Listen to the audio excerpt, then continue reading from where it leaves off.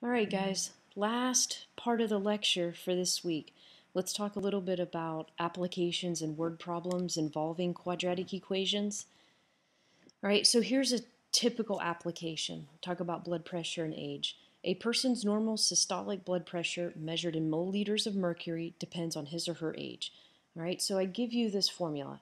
All right, what do we know about this formula where P is the systolic pressure and the age is A? Well, we know it's quadratic. We see an A squared. All right, and so we want to find the age to the nearest year of a man whose normal systolic blood pressure is 125. All right, so where am I quote unquote plugging in this 125? Well, that's a pressure, so it goes in for P. And so you can see here that I need to solve for A. Well, how the heck am I going to do that? It's a quadratic equation. So we can subtract 125 from both sides. Now I have 0 on the left and everything else on the right. And I can just plug my 0.006, my minus 0.02, and my minus 5 into the quadratic formula. I have my A, I have my B, and I have my C. All right, and I'm going to plug these in. All right, this may be a lot to calculate, and you certainly want to be careful with your calculator when you're plugging this in. But when I solve, one way I'm going to add, one way I'm going to subtract. I get one solution of about negative 27, and I get another solution of 31. And this is something that's happening to you guys in the Amazing Race. Which one's the right answer? Well, what does the letter A stand for? It stands for age. All right, which one of those is a reasonable age? Unfortunately, we can't go in minus years, so obviously 31 is the approximate age of a man whose normal systolic blood pressure is 125.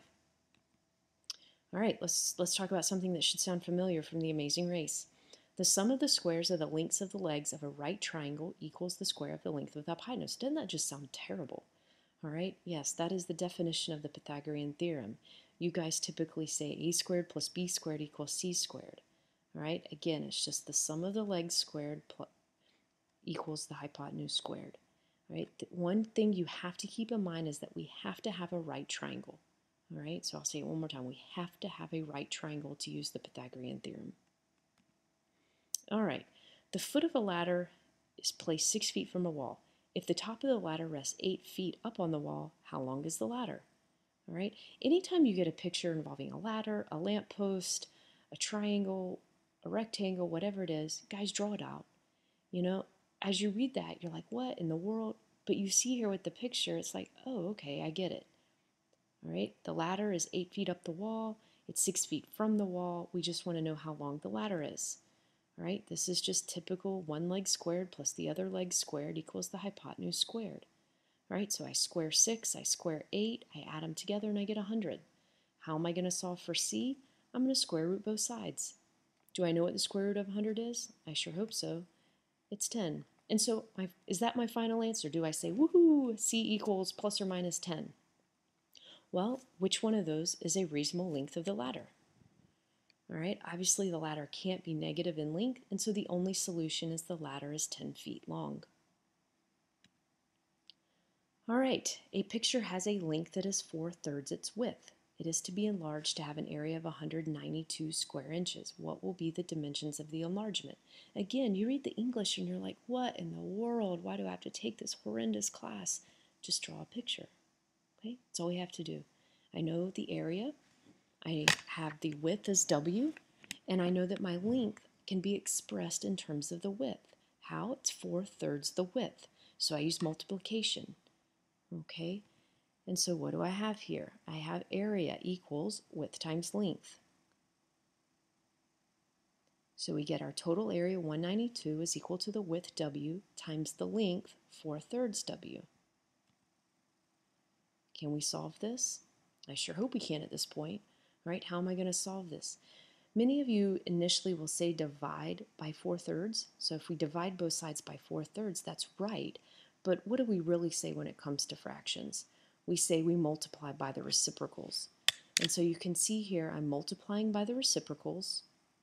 All right, so I just get plain old W squared on the left because the reciprocals become 1. And then on the right, I can take 192, multiply it by 3, and then divide all that by 4. Or I can plug it in my calculator and multiply 192 by 0.75. It's really up to you.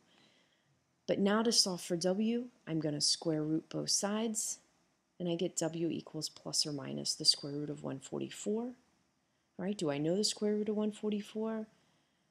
I hope so. All right, it's plus or minus 12 here as my answer. Again, do I jump up and down, fist pump in the air, that I'm done? No.